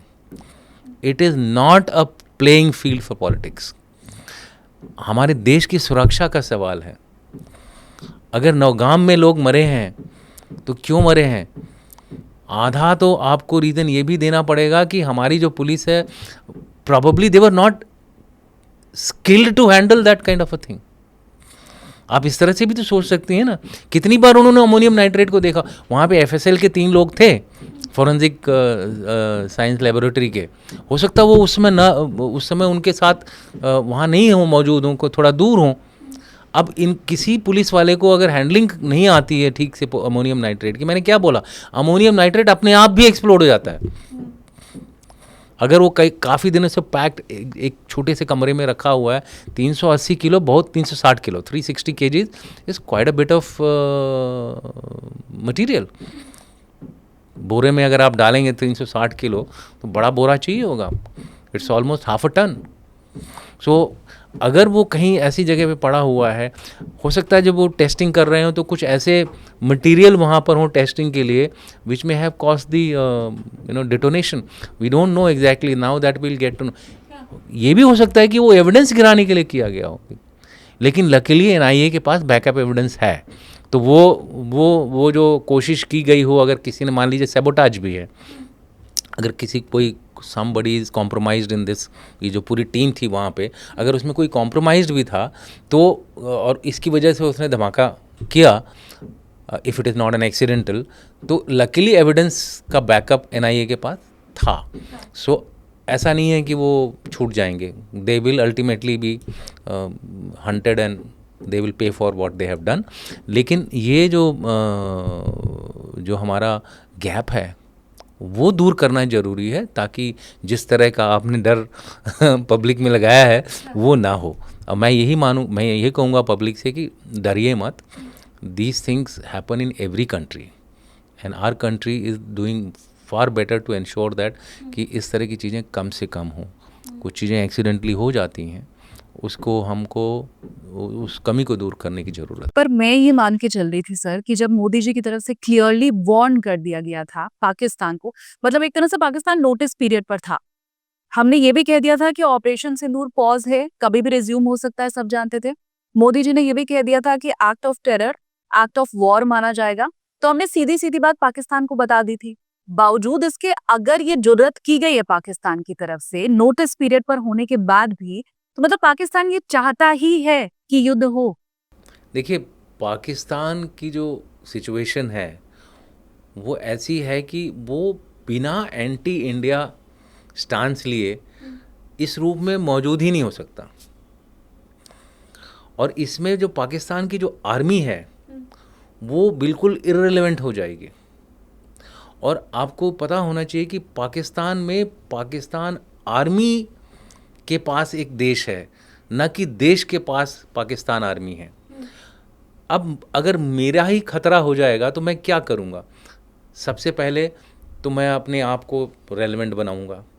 रेलेवेंट बनाने के लिए जितने भी वहाँ पे पाकिस्तानी लोग हैं अंदर वाले, उनको बोलूँगा ये तो बिल्कुल निकम्मे हैं, प्राइम मिनिस्टर निकम्मा है, क्या बोलते हैं, सिविल गवर्नमेंट निकम्मी है, एडमिनिस्ट्रेशन निकम्मा है। मैं ही हूँ जो सब कुछ कर सकता हूँ। मैं ही सऊदी अरेबिया जाके पैसा ला सकता हूँ। मैं ही ट्रंप के पास जाकर के पैसा, क्या बोलते हैं, हमारे देश को बचा सकता हूँ भारत से हमले के उसमें। सो पहले तो वो करता है। फिर वो क्या करता है कि भाई मैं तो चारों तरफ से बिखर रहा हूँ। वेस्ट में मेरे पर कुटाई हो रही है, बलूचिस्तान मेरे पर कूट रहा है, पीओके मेरे ऊपर हमला, पीओके का दिन पे दिन क्या बोलते हैं, प्रोटेस्ट बढ़ रहे हैं। गिलगिट बाल्टिस्तान भी थोड़ा मतलब सुगबुगाहट वहाँ भी होती रहती है हर 2-3 महीने के बाद। सिंध भी उतना स्टेबल नहीं है जितना होना चाहिए। बीच में पंजाब का जो साउथ वाला हिस्सा है तराकी, वहाँ पर भी गदर चलता रहता है और वहाँ पे इनके कुछ न्यूक्लियर इंस्टॉलेशन वगैरह भी हैं। तो अब ऐसी हालत में नेशनलिस्ट फर्वर लाने के लिए, एक राष्ट्रीय क्या बोलते हैं ना, उन्माद लाने के लिए सबसे बड़ा जो सबसे आसान जो काम है वो भारत के खिलाफ कुछ एक्शन ले लो। भारत कुछ एक्शन करेगा, सारा देश इकट्ठा हो जाएगा। मैं आपसे शेयर करूंगा, मैं पॉडकास्ट मैं भी करता हूं, तो हम लोग एक पॉडकास्ट कर रहे थे सिंदूर के ऊपर, तो मुझे वहां से एक ट्वीट आया मेरे नाम पे और जनशंकर, 2 लोग थे, उनके नाम पर एक ट्वीट आया और उस ट्वीट में ऐसा लग रहा था कि वो आईएसआई का ट्वीट है, क्योंकि इतनी बढ़िया लैंग्वेज लिखी गई थी, इतने फोकस तरीके से, वो मिलिट्री आदमी ही लिख सकता है। तो उसमें ये चीज़ बताई, मैं हिंदी में बताऊँ, इंग्लिश में ट्वीट आया था हमारे पास, उसमें ये बताया गया कि पहले कुछ दिन तो हमें पता ही नहीं चला कि क्या हो रहा है, हमारा नैरेटिव हमारे हाथ में था नहीं, क्योंकि भारत ने शुरुआत बड़ी अच्छी करी थी सिंदूर की। लेकिन 2-3 दिन के बाद, चाहे वो टेररिज्म रहा हो, चाहे वो कुछ भी रहा हो, हमारा नैरेटिव काम करने लग गया और इतना काम किया कि पूरा देश अब पाकिस्तान आर्मी के साथ है। और इमरान खान भी बोल रहे हैं इसी तरह की कुछ लैंग्वेज, ये नाम स्पेसिफिक्स हैं। मैं आपसे शेयर कर दूंगा, आप अपने व्यूअर्स को क्या बोलते हैं ये ट्वीट दिखा सकती हैं। और तीसरा जो उसका थ्रेड था वो ये था कि चाहे हमारा इंडस वाटर ट्रीटी का पानी सूख जाए या हम कैश ड्राई हो जाएं, यानी कि हमारे पास इकॉनमी भी हमारी डूब जाए, उससे पहले लड़ाई आपके धरती पर होगी और रिलीजन पे होगी, रिलीजियस वॉर होगा आपके।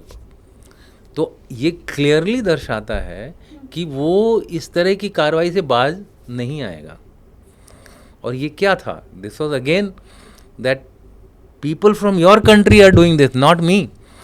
और यही उसका एक एम था इस पर्टिकुलर इंसिडेंट को करने का। मैंने बोला था इंडियन मुजाहिदीन दोबारा शुरू होगा, यानी कि इंडिया के लोगों को अब, जिनके स्लीपर सेल थे, जो खबर खाली देते थे, अब उन खबरियों को ये लोग बनाएंगे हथियार, उनको इनेबल करेंगे, उनको ताकत देंगे ताकि वो लोग इस तरह के एक्शन करें। कुछ सालों पहले आपने देखा होगा हमारे बैंगलोर के न्यूक्लियर इंस्टॉलेशन के पास, अंदर तो नहीं जा पाए, उसके पास कुछ धमाका वमाका करने की कोशिश की थी। और भी नए तरीके निकाल सकते हैं ये लोग। ये पाकिस्तान की मंशा तो आपने बता दी, लेकिन मेरे प्रधानमंत्री अगर ये पहले कह चुके हैं कि act of terror, act of war होगा, तो मैंने तो उनकी बातों को बहुत गंभीरता से लिया और उनके हर शब्द के ऊपर मेरा पूरा यकीन है। वो मूवी का डायलॉग है ना, मेरा वचन ही है शासन। तो मुझे तो मोदी जी की कही हुई बात पे हर शब्द पर यकीन है। तो अब अगर वो ना हो, मैं इस इंसिडेंट के लिए सिर्फ नहीं कह रही हूँ, लेकिन अब अगर वो ना हो तो उनकी बात क्या हल्की नहीं हो जाएगी? बिल्कुल। देखिए, एक बार अगर हमने अपना एक पॉलिसी, एक डॉक्ट्रिनल चेंज किया हमने, और हमने कुछ 3 चीज़ें बड़े क्लियरली बताई प्रधानमंत्री मोदी जी ने, और बाकी लोगों ने भी इसको रीइटरेट किया कि act of terror will be considered as an act of war, पहला स्टेटमेंट। दूसरा, water and blood do not flow together. तो इस तरह की जब हमने स्टेटमेंट दी है, तो ऑब्वियसली ये, and it is coming from the highest authority of the country, we have to do it. हमारे पास कोई चारा नहीं है, इसके लिए कोई ऑप्शन नहीं है। लेकिन इस बार हम थोड़ा और ज़्यादा कॉशियस तो नहीं बोलूँगा, और ज़्यादा श्योर फुटेड होके करना चाहते हैं। और श्योर फुटिंग का मतलब होता है कि जब हमारे पास पूरा यकीन हो जाए कि ये जो कार्रवाई है ये पाकिस्तान से लिंक्ड है इन एविडेंस। अभी वो लिंक एक सजेस्टिव थ्योरेटिकल लिंक आ रहा है। क्या लिंक्स आ रहे हैं? सबसे पहले कि JEM से लिंकेज, दूसरा है एक AGH करके ऑर्गेनाइजेशन है, गदवाए उल हिंद, अंसार गदवाए उल हिंद, वो भी एक JEM का फैक्शन है। वो बांग्लादेश में भी एक्टिव है और इंडिया में भी एक्टिव है। ये दोनों के मिली जुली कार्रवाई है। उसको क्यों किया जा रहा है? उसको किया जा रहा है क्योंकि वो इंडिया में एक्टिव है, गदवाए उल हिंद है। सो देयरफॉर कहने का मतलब ये है कि ये एक कनेक्शन है कि भाई JEM से है तो पाकिस्तान से है। दूसरा, आपको जो लिंकेज ये है कि भाई कश्मीर में इसके तार जुड़े हुए हैं, तो कश्मीर की कोई भी हरकत होती है वो पाकिस्तान से लिंक्ड होती है। हाँ। तीसरा जो कनेक्शन ये है कि ये लोग भाई तुर्की भी गए थे, इनमें से कुछ लोग वहाँ पे रेडिकलाइज होके आए। हाँ। और तुर्की और पाकिस्तान का आपस में काफ़ी अच्छा रिलेशनशिप है। हो सकता है एक थर्ड कंट्री में रेडिकलाइजेशन की प्रॉब्लम हो रही हो, की कवायद चल रही हो। चौथा है कि दुबई के भी इसके कनेक्शन जुड़ रहे हैं। दुबई में पाकिस्तानियों की जो स्ट्रेंथ है वो बहुत ज़्यादा है। और पांचवा जो मैंने आपको अभी बताया चाइना वाला है, जहाँ पे डॉक्टर्स, ये जो हमारे हैं इंडिया के डॉक्टर्स बहुत जाते हैं। हाँ। और वो उस यूनिवर्सिटी में पाकिस्तानी डॉक्टर्स भी जाते हैं, पाकिस्तानी लोग भी पढ़ने जाते हैं। तो वहाँ पे तो कहीं नहीं इस तरह की रेडिकलाइजेशन की चीज़ चल रही है। अब इतने सारे अलग अलग कनेक्शंस आ गए हैं, इसमें किसी एक कंट्री को अब चूज़ करने में अब हमारे देश को थोड़ी सी और मशक्क़त करनी पड़ रही है इन्वेस्टिगेशन करने के लिए। तो आप देखते जाइए, मुझे जहाँ तक लगता है तार जैसे ही जुड़े तो फिर ऑप सिंदूर 2 कोई नहीं रोक सकता। तो आप भरोसा रखिए, मेरा ये मानना है कि प्रधानमंत्री मोदी जी ने अपने शुरू में ही बोला था कि परपेट्रेटर्स, इंग्लिश में बोलूँगा कि जिन लोगों ने ये काम किया है उनको बख्शा नहीं जाएगा। बख्शा नहीं जाएगा वॉज एग्जैक्ट वर्ड। सो अगर बोला है ना तो करेंगे। आज तक उन्होंने कभी अपनी स्टेटमेंट से वापस नहीं गए हैं। अब उसको किस तरह से किया जाएगा वो बड़ा क्वेश्चन है। क्या ये हमला करके ही होगा, क्या ये किसी और तरीके से होगा, और बहुत सारे तरीके हैं। और इसीलिए शायद पाकिस्तान में दहशत का माहौल है। अपने व्यूअर्स को मैं बताऊं, पाकिस्तानी जो जर्नलिस्ट हैं वो बाकायदा नेशनल टीवी पे सर आकर के चिल्ला के बोल रहे हैं कि मोदी जी कुछ बड़ा करने वाले हैं, कुछ तो होगा। और ये उनका खुद का मतलब, वो ये कह रहे हैं कि भारत ने खुद से ये ब्लास्ट करवाया है ताकि वो ठीकरा हमारे ऊपर फोड़ सके और एक्शन ले सकें। ये सारी चीज़ें घबराहट में, डर में, और मुझे लगता है वो हदस है उनके मन में भी कि मोदी जी ने कहा था वो शायद हो सकता है, और अभी सब वहाँ पर डरे हुए हैं। मैं एक चीज़ और सर आपसे समझूंगी, डॉक्टर शाहीन जो पकड़ी गई हैं, डॉक्टर शाहीन के लिए ये चीज़ बिल्कुल क्लियरली सामने आ चुकी है कि जैश ए मोहम्मद की जो महिला विंग है उसकी कमान यहाँ पर संभाली हुई थी डॉक्टर शाहीन ने। तो जब उसकी कमान यहाँ पर संभाली हुई थी तो डॉक्टर शाहीन फिर अकेले तो होगी नहीं। बिल्कुल अकेले नहीं है, बहुत सी महिलाएं हैं। बिल्कुल होंगी, 100% होंगी, और इसीलिए अरेस्ट भी किए जा रहे हैं। देखिए, अरेस्ट जब भी हम करते हैं एक लिंक आनी चाहिए। जैसे जैसे मुंह खोलेंगी वो वैसे वैसे लोग अंदर आएंगे। मुंह खुलवाने के पुलिस के पास बहुत सारे तरीके होते हैं, लाइट डिटेक्टर, फलाना ढिमकना, बहुत सारे तरीके होते हैं जिस तरह से उनसे सच्चाई उगलवाई जाए। भारत का एक कानून पसंद देश है, तो कानून पसंद देश के तहत वो उसके अंदर भी बहुत सारे तरीके होते हैं कि हम उनसे खुलवाएं। और यू आर एब्सोल्युटली राइट कि खाली वो अकेली नहीं है, लखनऊ में थी। और लखनऊ, कानपुर, यहाँ पर जो मुस्लिम कम्युनिटी है, मैं किसी कम्युनिटी के ऊपर ओवरऑल नहीं जाना चाहता हूँ, लेकिन जैसा मैंने पहले बताया कि वही जो 1%, 2% लोग हैं उनके नंबर तो काफ़ी होंगे ना। अगर लखनऊ की जो पॉपुलेशन है उसका 1% अगर आप ले लो तो बहुत बड़ा ऑर्गेनाइजेशन है, बहुत बड़ी ऑर्गेनाइजेशन मिल जाएगी। मैं ये नहीं बोल रहा हूँ कि 1% थे, हो सकता है 0.0001% हो। हाँ, पर कहते हैं ना सर, खरबूजे का रंग पकड़ता है, तो वो तो पकड़ता जा रहा है। अब आप कई तरीके से देखिए, जैसे कि वहाँ लुलु मॉल था, शुरू में जब खुला था तो क्योंकि उसके ओनर एक मुस्लिम थे, वो सारे वहीं पे प्रेयर करने लग गए। अब इस तरह की जो, वो तो योगी जी थे जो काफ़ी क्या बोलते हैं, सख्त हैं, तो उन्होंने ये सब बंद करवाया वहाँ पे, क्योंकि अगले दिन हनुमान भक्त भी चले गए। सो उन्होंने बोला यहाँ कुछ नहीं होगा, ये इस तरह की चीज़ नहीं, ये शॉपिंग का इलाका है, यहाँ पर आपका पूजा पाठ करना शुरू कर दिया आप लोगों ने। तो कहने का मतलब है कि network is going to be there, yes 100%, और ये निकलेगा बाहर सारा। लेकिन वही है, मेरे को डर वही लग रहा है कि ये छोटे छोटे नेटवर्क्स हैं, तो इनका बड़ा तार खुलना बहुत मुश्किल होगा। अब मैं सर वही बांग्लादेश और चाइना कनेक्शन की जो मैंने आपको बात कही थी कि मैं आपसे समझूंगी आगे। जैसे ही ये ब्लास्ट होता है उसके बाद हम देखते हैं कि सैफुल्ला सैफ की तरफ से, जो कि जैश का कमांडर है, एक वीडियो है जो वायरल होता है जिसमें वो ये कह रहा है कि हम भारत पर हमला करेंगे और ये हमला बांग्लादेश के रास्ते होगा।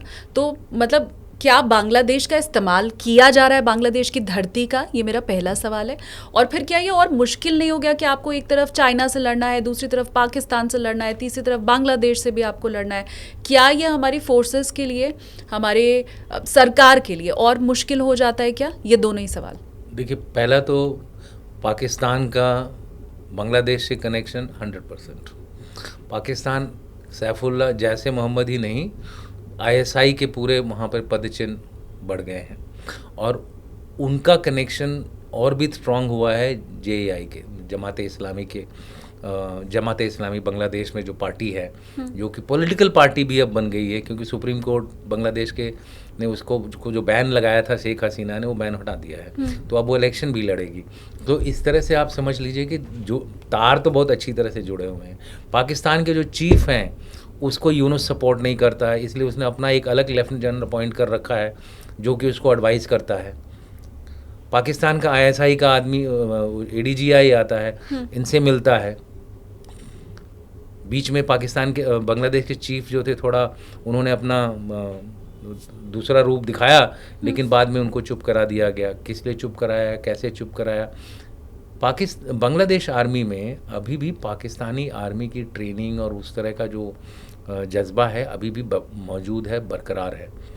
पहले तो वो पाकिस्तान आर्मी ही थे ना, तो जब अलग हुआ तो सारे पाकिस्तान नहीं गए, जो बंगाली थे तो वहीं रह गए ना। हाँ।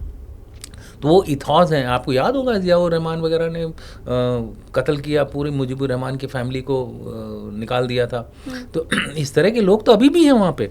तो चाहे वो आर्मी को ले लीजिए, चाहे वो वहाँ के लोगों को ले लीजिए, बांग्लादेश 50-50 है। 50% लोग बांग्लादेश के जो है अवामी लीग के सपोर्टर हैं, 50% लोग जो हैं वो एंटी अवामी लीग या बीएनपी कह लीजिए, जमाते इस्लामी कह लीजिए। बीएनपी थोड़ा सा सुधरा हुआ रूप है उसका, लेकिन जमाते इस्लामी एब्सोल्युटली बिगड़ा हुआ रूप है, तो टोटली रेडिकलाइज्ड है। तो yes, your point is absolutely right, there is a Pakistani intervention by Bangladesh.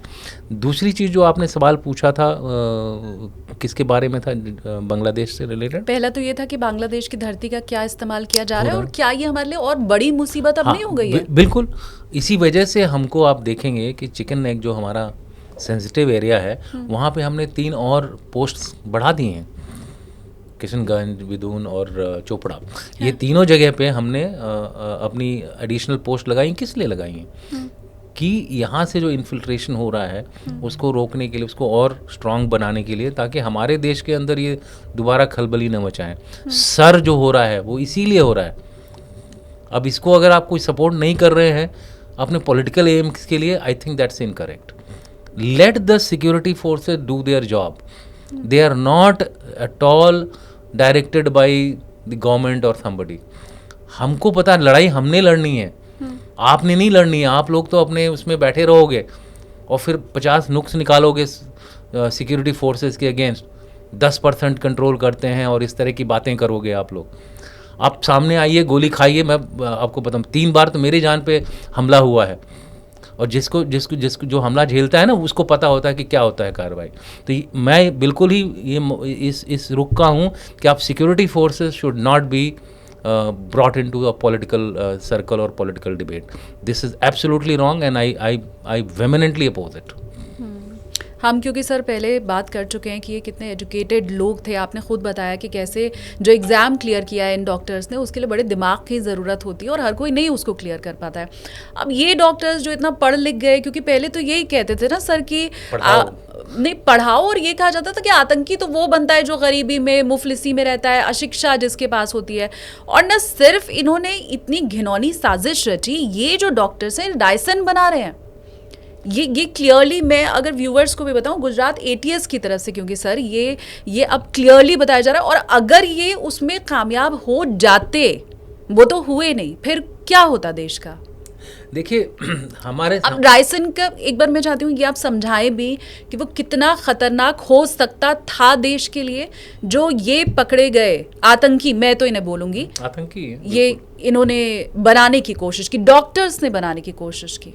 देखिए 2 सवाल आपके छुपे हुए हैं इस पूरी जो आपने डिस्कोर्स किया है। पहला है कि पढ़े लिखे लोग आतंकी नहीं होते हैं, बिल्कुल सरासर गलत है। आप इसीलिए मैं बोलता हूँ लोगों को कि भाई एकेडमिकली ऐसी किताबें पढ़िए, ऐसे रील मत देखिए जिसमें कि आप लोगों को क्या बोलते हैं, कुछ ज्ञान ना हो।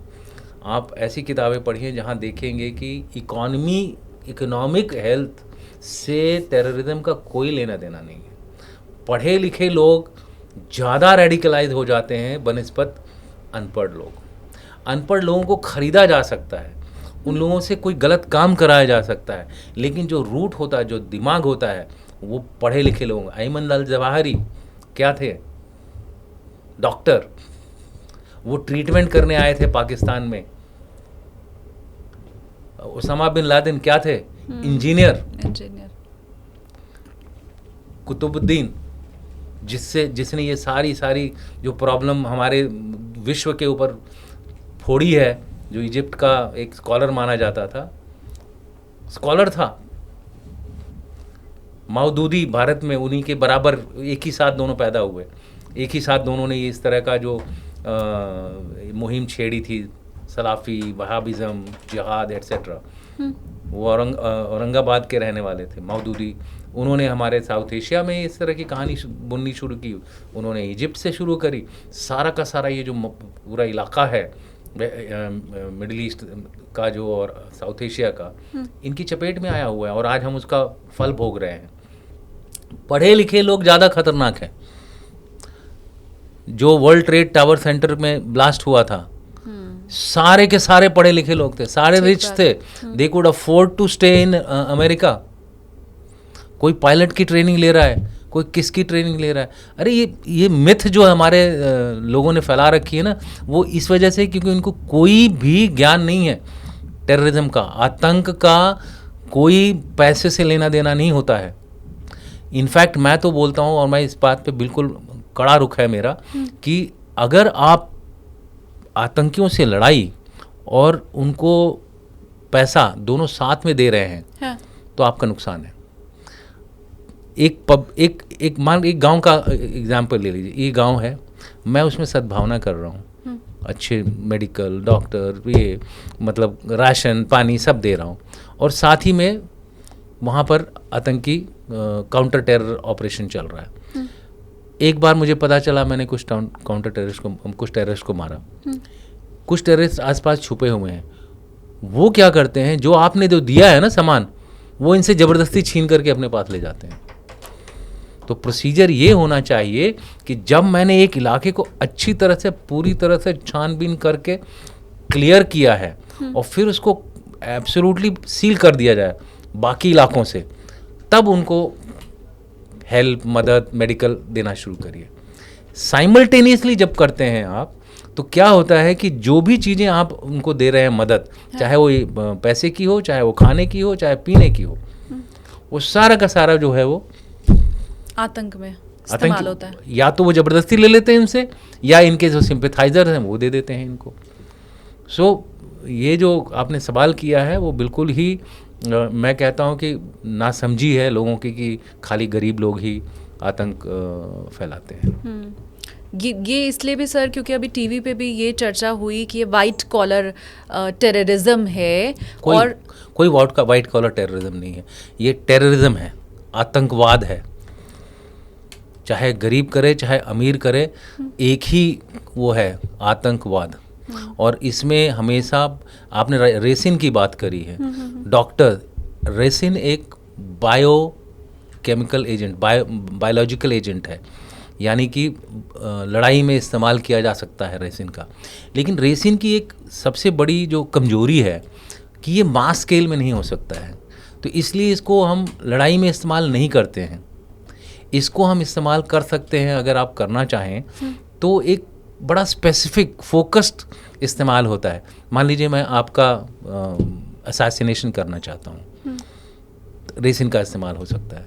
इसको ट्रंप वगैरह के खिलाफ भी इस्तेमाल करने की कोशिश की गई थी। तो ये एक बहुत ही डेडली असैसिनेशन एजेंट है। आप समझ रहे, असैसिनेशन एजेंट है वो। तो उसको अगर आपको ट्रांसफ़र करना है तो उसको नए तरीके आपको अपनाने पड़ेंगे इसको, कि ताकि बाकी ज़्यादा लोगों को मिले।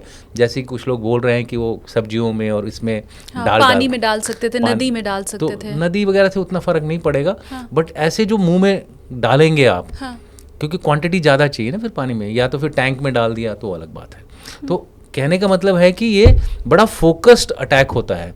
तो अगर मान लीजिए मुझे किसी मुख्यमंत्री को उड़ाना है, तो उस तरह के काम के लिए ये इस्तेमाल हो सकता है। किसी लीडर को उड़ाना है, उस तरह के काम के लिए।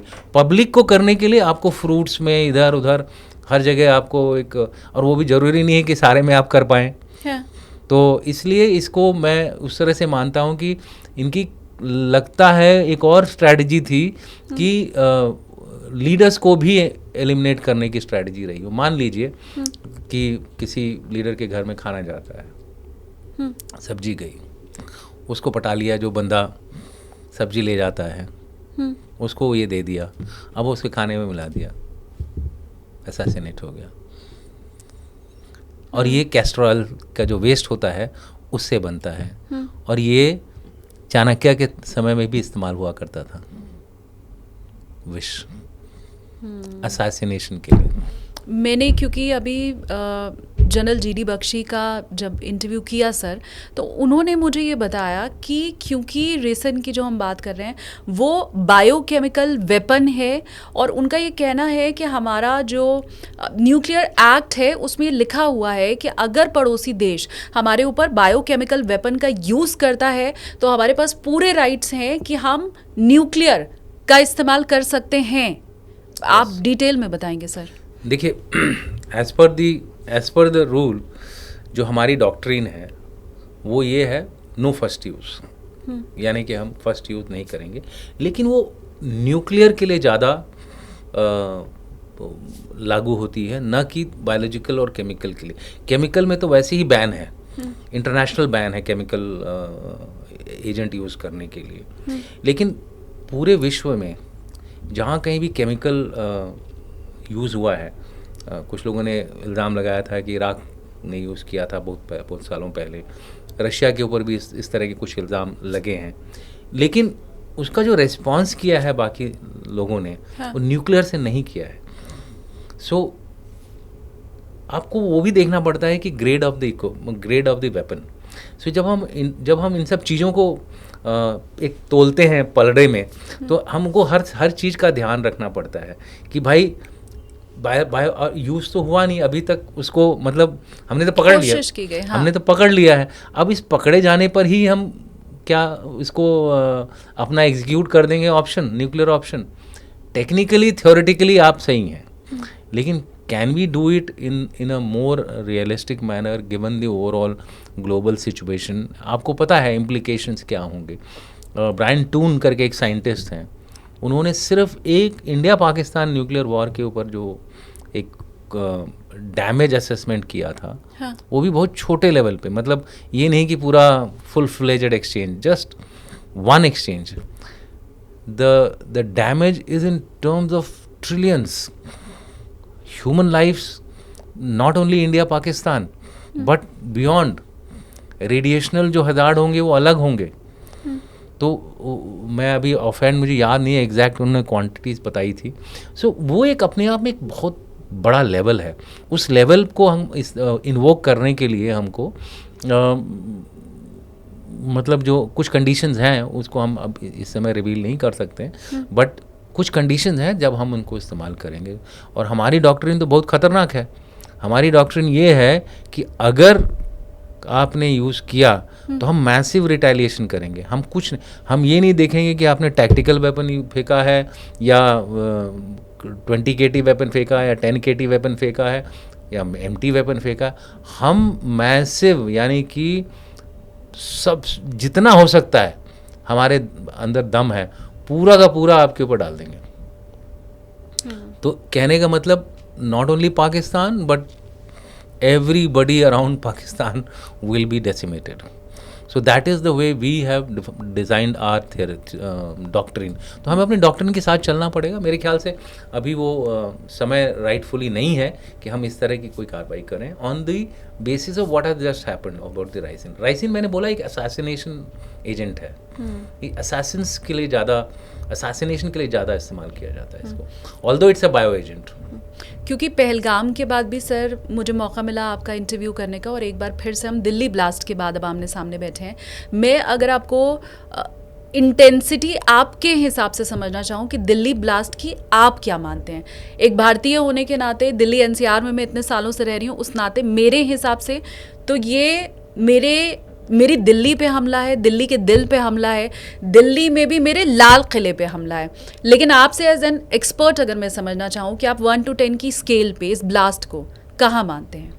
अब आप ब्लास्ट के बारे में टेक्निकल इंटेंसिटी के इसका- बारे में पूछ रहे हैं या फिर ओवरऑल इसका जो मैसेज देने की कोशिश Incident की की। गई है, जो हिमाकत की गई है। बेसिकली आप इंसिडेंट इंटेंसिटी के बारे में बोल रहे हैं। देखिए, मैं पहलगाम को फिर भी नंबर 1 मानूंगा। उसका नो डाउट। उसका रीज़न क्या है? It was a selective attack on India's अस्मिता। हम हिंदू देश हैं, हिंदुस्तान हमारा नाम है, लेकिन हम एक हिंदू सेकुलर देश हैं, लेकिन एसेंस में तो हम हिंदुस्तानी हैं। अगर हमारे हिंदू होने पर किसी ने हमला किया तो वो अपने आप में एक सबसे बड़ा खतरा और सबसे बड़ी अटैक मानूंगा मैं। उसके बाद जहाँ तक दिल्ली का सवाल है, दिल्ली हमारे सिंबल पे अटैक हुआ है। हमारा जो बोलते हैं ना आप, दिल्ली हमारा दिल है। तो दिल्ली हमेशा से हिस्टोरिकली जिसने दिल्ली कंट्रोल की है उसने साउथ एशिया कंट्रोल किया है। इसमें तो कोई राय है नहीं है, चाहे भले ही आप दूसरे देश के हो, पाकिस्तान के हो, बांग्लादेश के हो, नेपाल में हो, भूटान में हो, दिल्ली जिसने कंट्रोल की है, चाहे वो पहले जो भी रहे हों, दिल्ली का बादशाह पूरे साउथ एशिया का बादशाह होता है। और वो सिचुएशन आज भी कायम है। इस रीजन में बिना दिल्ली के कोई सरवाइव नहीं कर सकता है। आप देख रही हैं हश्र जो बिना दिल्ली के साथ चल रहे हैं, उनके साथ क्या हाल हो रहा है। अल्टीमेटली बिखरेंगे वो लोग। तो इसलिए मैं मानता हूँ कि in the scale I would put it lower than Pahalgam, but I would not make it कि इट इज़ इग्नोरेबल, नो। और massive action has to take place to respond to Delhi blast. मैं थोड़ा तैयारी के ऊपर भी आपसे यहाँ पर चर्चा करना चाहती हूँ सर, कि ये हुआ। अब मैं नहीं जानती ऑनेस्टली, आपने हालांकि बोला कि मैं नहीं चाहता कि कोई भी हमारे फोर्सेस के ऊपर या हमारे जो इनपुट देने वाली एजेंसीज़ हैं उनके ऊपर सवाल खड़े करे। तो मैं नहीं जानती कि हमारा इंटेलिजेंस फेलियर है या हमारी इंटेलिजेंस सक्सेस है। अगर मैं इस हिसाब से सोचना शुरू करती हूँ कि अच्छा जी वो दिल्ली तक आ गए, तब तो मुझे लगता है इंटेलिजेंस फेलियर है। पर फिर जब मैं ये सोचना शुरू करती हूँ कि ये कितना बड़ा हो सकता था और कितने छोटे में ही इसको रोका गया और अलग अलग जगह से बाकायदा धरपकड़ की गई, तब मुझे लगता है ये हमारा इंटेलिजेंस फेलियर है। पर फ्यूचर की अगर मैं बात करूं, क्योंकि पाकिस्तान तो बात सक्सेस है, इंटेलिजेंस सक्सेस है, हाँ। फ्यूचर की अगर मैं बात करूं तो आप क्या देख रहे हैं कि किस ओर जाना है, क्या बाकी बचा है और क्या अभी बहुत दूर की बात समझ आ रही है? मैंने आपको बीच में बताया था ऑपरेशन इंडोर की ज़रूरत है। हाँ, ठीक है। हाँ। तो चाणक्य ने कहा था बहुत सालों पहले, 2500 साल पहले, कि अंदर का जो मोल होता है वो सबसे खतरनाक होता है। अंदर का जो दिल होता है ना, वो सबसे खतरनाक होता है। बड़े हैं, जयचंद हैं, विभीषण भी हैं, मतलब इस तरह के जो लोग होते हैं वो हमारे लिए सबसे बड़ा खतरा है। तो हमारी अगर आप तैयारी की बात करती हैं तो सबसे पहले हमको अपने इंटरनल कोहेजन, यानी अंदरूनी जो हमारा एक संगठित रूप है, उसको सुदृढ़ बनाना पड़ेगा, उसको स्ट्रॉन्ग बनाना पड़ेगा। उसको स्ट्रॉन्ग बनाने के लिए हमारी जो इंटरनल सिक्योरिटी की जो एजेंसीज़ हैं उनको भी उसी लेवल पे तैयारी करानी पड़ेगी जिस लेवल पर हम भारतीय सेना के तीनों जो विंग्स हैं और बाकी जो अब नए नए तरीके इस्तेमाल किए जा रहे हैं लड़ाई के लिए, जिनके ऊपर हम लोग काफ़ी डिटेल में काम कर रहे हैं, उनको उनके बराबर करना पड़ेगा। आपकी जो लाठी है ना, अंदर से खोखली नहीं होनी चाहिए। लाठी जो होनी चाहिए पूरी सॉलिड होनी चाहिए। और आप तो शायद गांव की नहीं हैं और आप थोड़ा यंग हैं। मैं एक गांव का रहने वाला आदमी हूँ। जब बच्चा था तब मैं गांव में ही पला पड़ा हूँ। हाँ। कुछ भी नहीं था हमारे गांव में, पगडंडियाँ होती थी, न सड़क होती थी। सड़क के लिए हमको करीब 15 किलोमीटर जाना पड़ता था सड़क वाहन पे जाने के लिए। बाकी टाइम हमको पैदल या फिर रिक्शा या फिर घोड़ा, हाँ। इसी पे जाते थे हम लोग। तो मैं ऐसी जगह से आता हूँ, आजमगढ़ उसका नाम है। तो जो मेरा गांव था वो और भी पिछड़ा था। तो मैं कह रहा हूँ कि जब हमारे गांव में लोग लाठी बनाते थे, हाँ। हाँ, तो लाठी जब क्या करते थे वो पूरी, पहले तो बांस जो लेते थे ना वो अंदर से खोखली वाली नहीं लेते थे, जो बिल्कुल सॉलिड बांस हो ना जिसमें से अंदर क्या बोलते हैं हॉलो कम हो, हाँ। और फिर उसको खूब तेल पिलाते थे, खूब मतलब थोड़ा सुखा करके फिर तेल लगा के उसको, जैसे बैट्समैन स्ट्रोक नहीं बनाता है, वो अपने बैट का स्ट्रोक बनाता है, हाँ। और जब एक बार एकदम तेल पिला पुलू के बिल्कुल एकदम लोहा बन जाती थी वो, फिर उसके ऊपर लगाते थे लोहबान। लोहबान होता था ये समझ गई मैं। हाँ। हाँ, पूरा जो नीचे वाला हिस्सा होता था हाँ। उसे पूरा नीचे से लेके ऊपर तक लगाते थे, कवर। हाँ। और फिर हमारा होता था लाठीबाजी का कंपटीशन, तो अगर उसमें एक गलती कर दी तो सिर फूट जाएगा। इस तरह की तैयारी जो है हमारे देश को करनी पड़ेगी, एक्सटर्नली भी और इंटरनली भी। एक्सटर्नली हमारे तीनों जो फोर्सेस हैं इस समय बिल्कुल रज के काम कर रही हैं, और इसमें मैं करंट गवर्नमेंट को फुल मार्क देता हूं कि उन्होंने हमारे को इतनी छूट दी है पिछले 3-4 सालों में कि अब हम लोग इस रास्ते पे निकल चुके हैं, जिस रास्ते पे अगर हमें कुछ भी कमी मिल रही है तो कमी हमारी वजह से हो रही है, ना कि पैसों की और ऐसे किसी चीज़ की कमी हो रही है कि हमारे अंदर स्किल्स, हमारे अंदर रिसर्च, हमारे अंदर जो डेवलपमेंट है उसमें अभी थोड़ा आगे बढ़ने की ज़रूरत है, तो उनको आगे बढ़ाना है। एकेडमियाँ, बहुत सारी चीज़ें हैं जिनको हमको, और जो चीज़ नहीं मिल रही हम बोल रहे हैं बाहर से खरीद लेंगे, लेकिन अपनी जो हमारी ताकत है ना, जो लाठी है उसको हम एकदम लोहा बनाना चाहते हैं। उसी तरह से हमारी जो अंदरूनी जो सिक्योरिटी फोर्सेस हैं, चाहे वो पुलिस हो, चाहे वो पैरामिलिट्री या आप सेंट्रल पुलिस आर्म फोर्सेस हों, सभी को स्ट्रांग बनाएंगे, और सिक्योरिटी में पॉलिटिक्स को न घुसने का मैं तो बोलता हूँ एक कॉन्स्टिट्यूशनल अमेंडमेंट करिए। You will be barred from talking about anything ill about the security. You can do आप इंक्वायरी कर सकते हो, कोई गलत काम हुआ इंक्वायरी करिए, उसके ऊपर एक्शन लीजिए, but don't drag it into a day to day TV debates. I think it's TV और political debates, it's not advisable at all. मुझे लगता है आपकी इस बात का हर कोई साथ देगा। मैं व्यूवर्स से भी कहूँगी आप कमेंट करके हमें ज़रूर बताइए। एक और सवाल बहुत माफ़ी के साथ मैं पूछ रही हूँ आपसे सर, हमने देखा है कि हमेशा से ही जो हमारी फोर्सेस हैं वो बॉर्डर पर पाकिस्तान को मज़ा चखाती रही हैं। हमने कई वॉर लड़ी और हमेशा हम जीते हैं। 2014 के बाद से हमने ये देखना शुरू किया कि अब हम दुश्मन के घर में घुस के भी उसको मारना शुरू कर चुके हैं। हमने सर्जिकल स्ट्राइक की, हमने एयर स्ट्राइक की, फिर भी मैं ये समझना चाहती हूँ कि क्या हम पाकिस्तान को ठीक ढंग से मज़ा चखाने में क्या हर बार कम रह जाते हैं जो वो दोबारा हिमाकत कर पाता है? क्या पिछली बार हमने उसको ठीक से चोट क्या नहीं पहुँचाई थी? देखिए, जो डेटरेंस, अब आप डेटरेंस की बात कर रहे हैं कि मैंने कुछ एक्शन लिया और उसके बाद वो चुप हो गया। टेररिज्म एक ऐसा जानवर है या एक ऐसी एक सोशल एक्टिविटी है, सोसाइटल एक्टिविटी है, जो कि कभी ख़त्म नहीं होती है। It can never be stopped. मैं आपको, अगर आप जानना चाहें तो मैं आपको एडी के पहले, यानी कि जब चाणक्य वगैरह का टाइम था, उसके बाद से लेकर आज तक का आपको इंसिडेंट्स दे सकता हूँ जहाँ आतंकवाद की कार्रवाई होती थी। लेकिन अगर आप मॉडर्न युग की ही बात करें तो पिछले 200 साल में 4 तरह के आतंकवाद उभर के सामने आए हैं, और मेरा ये मानना है कि 5वां जो आतंकवाद का रूप आने वाला है वो जल्दी ही आएगा। अब आप देखें, इस समय एक रिलीजियस आतंकवाद चल रहा है, ड्रिवन बाय इस्लामिक फोर्सेस। उसके पहले कम्युनिज्म का चल रहा था, उसके पहले नेशनलिज्म का चल रहा था, उसके पहले एनार्की का चल रहा था, फ्रेंच रेवोल्यूशन, रशियन रेवोल्यूशन, लोग मार धाड़ काट, यूरोप में पता नहीं कितनी लड़ाइयाँ हुई, भारत में कितनी इस तरह के रेवोल्यूशन वगैरह हुए। तो इस तरह से आतंकवाद जो है, या आई वुड से वायलेंस, चलता रहा है सोसाइटी में, राइट। अब मुझे लगता है कि धीरे धीरे जो इस्लामिक आतंकवाद है इसकी हवा निकल रही है। तो ये भी एक, बोलते थे कि इनका 40 साल का वक्फा है, ये तकरीबन 40 साल तक रहते हैं। अब आप देखिए, कम्युनिज्म बहुत कम है, खाली इंडिया में एक नक्सल एरिया में है। पहले बीच में अगर आपने देखा होगा 60s में हर जगह कम्युनिज्म होता था, हर जगह कम्युनिस्ट ड्रिवन टेररिस्ट फोर्सेस होते थे। चे गवेरा ले लीजिए, पता नहीं कितने थे, क्यूबा, हर जगह, लैटिन अमेरिका, इवन कर्ड्स भी कम्युनिस्ट ड्रिवन थे।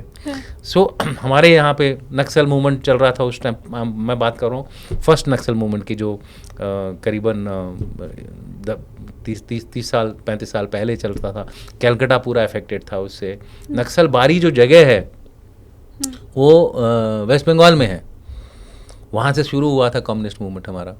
हमारी पार्टियां भी बन गई दो तीन। सो कहने का मतलब है कि अब जो है इस्लामिक रेवोल्यूशन के बाद जो नया रेवोल्यूशन आने वाला है, नया टेररिस्ट फैक्टर आने वाला है, वो मुझे लगता है ग्लोबल प्लेयर्स होंगे। यानी कि वो लोग जो ट्रांसनेशनल इफेक्ट रखते हैं।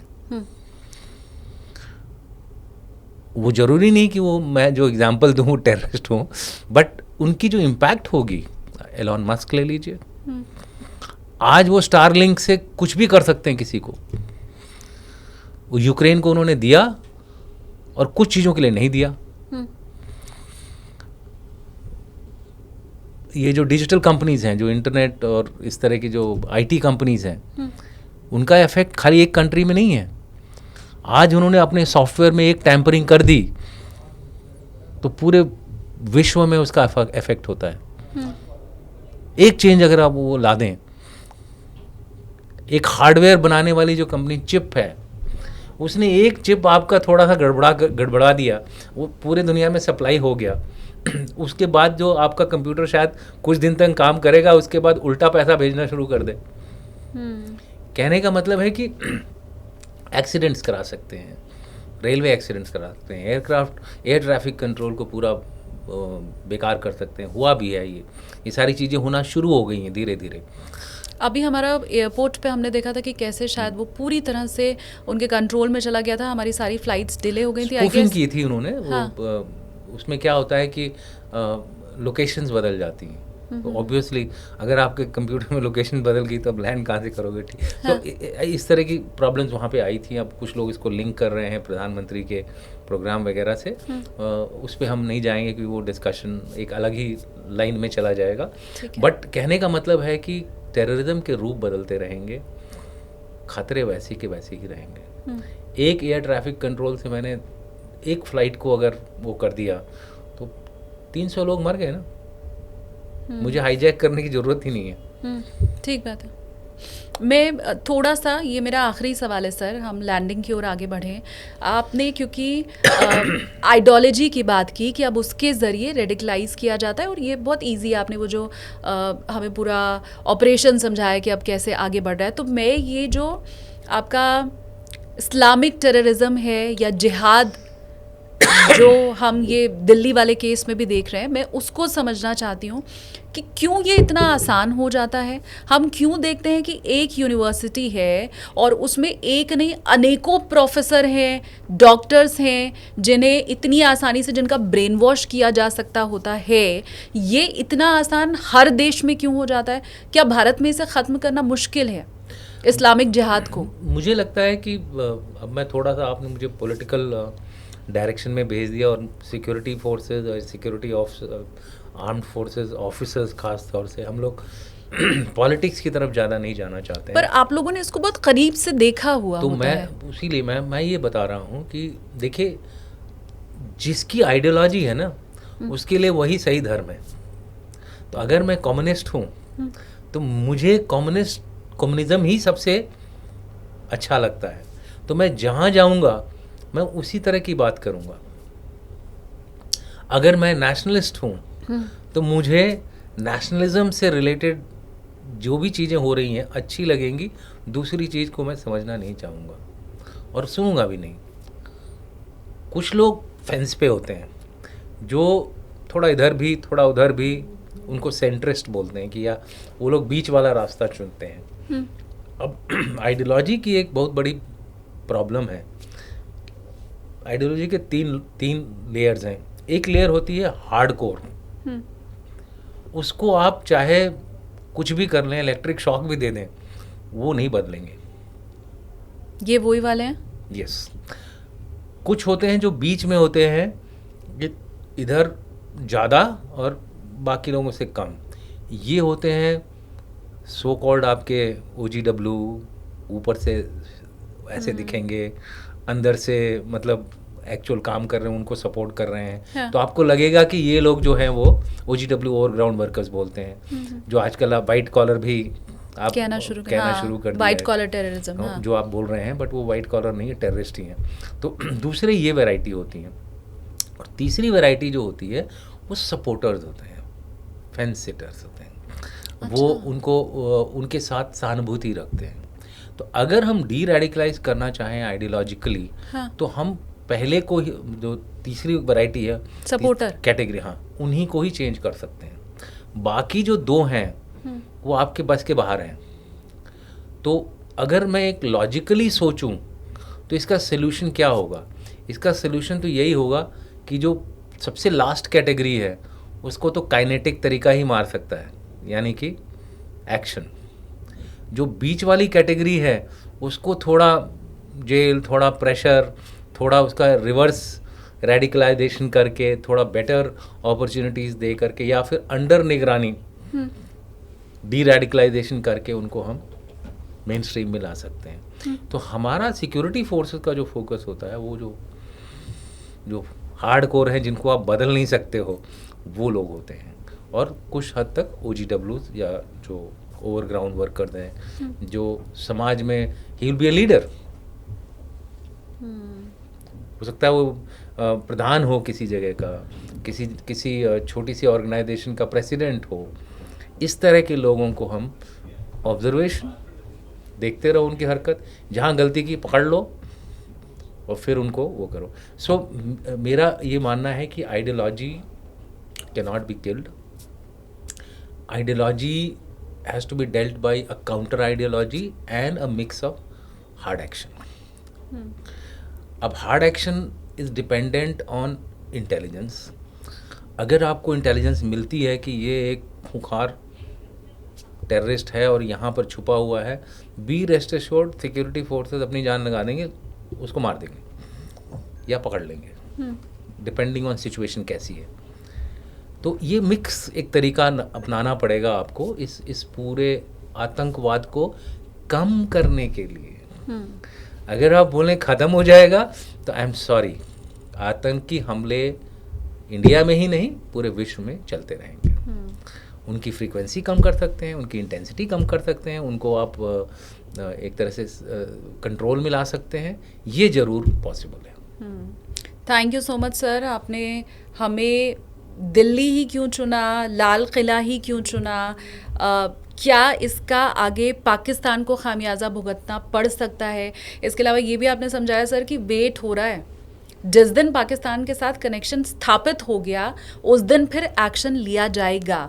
हमारी सरकार पर भरोसा रखना, हमारी जो फोर्सेस हैं उनके ऊपर भरोसा रखना, ये सारी चीज़ें बहुत खूबसूरत ढंग से आपने समझाई।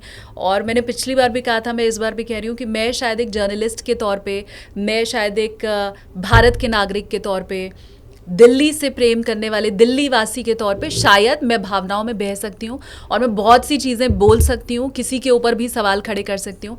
लेकिन आप जब सामने होते हैं तो हमेशा बहुत संतुलित बातें आप बताते हैं, चीज़ों को समझाते हैं, आप क्लियर करते हैं। और अगर हमारे दिमाग में गुस्सा भरा हुआ है तो उसको भी आप शांत करने का काम हर बार करते हैं। बहुत बहुत शुक्रिया आपका सर। और इतने बिजी स्केड्यूल आपका रहता है, मैं जानती हूँ, बावजूद इसके आपने हमें टाइम दिया। Thank you so much sir. Thank you. जय हिंद। जय हिंद।